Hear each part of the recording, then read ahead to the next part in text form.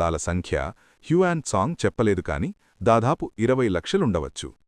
హర్షుడు తన సైన్యాన్ని చూచి తానే ఆశ్చర్యపోయాడు. ఇక దక్షిణ భారతదేశంలో అత్యంత బలమైన రాజ్యం బాదామి చాళుక్య రాజ్యం. ఇది నాసిక్ నుండి ఆంధ్రప్రదేశ్లోని ఉభయ గోదావరి వరకు విస్తరించింది. దీని స్థాపకుడు మొదటి పులకేశి. సామాన్య శకం 609లో రెండవ పులకేశి వారసత్వ పోరులో విజయం సాధించి తన తాత సింహాసనానికి వచ్చాడు. సత్యాశ్రయుడన్న బిరుదు పొందాడు.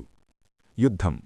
హర్షుడు తన సామ్రాజ్యాన్ని వింధ్యను దాటి దక్షిణాపథం వరకు విస్తరించతలచి నర్మదా నది ఒడ్డున బాదామి చాళుక్య రాజైన రెండవ పులకేశితో యుద్ధానికి తలపడ్డాడు. కొన్ని రోజులపాటు యుద్ధం జరిగింది. చివరకు హర్షుడు తన 41 సంవత్సరాల పాలనాకాలంలో అతిపెద్దు ఓటమిని చవిచూచాడు. ఈ యుద్ధంలో రెండవ పులకేశి విజయం సాధించాడు. తర్వాత హర్షుడు తన జీవితకాలంలో మళ్లీ ఎప్పుడూ దక్షిణ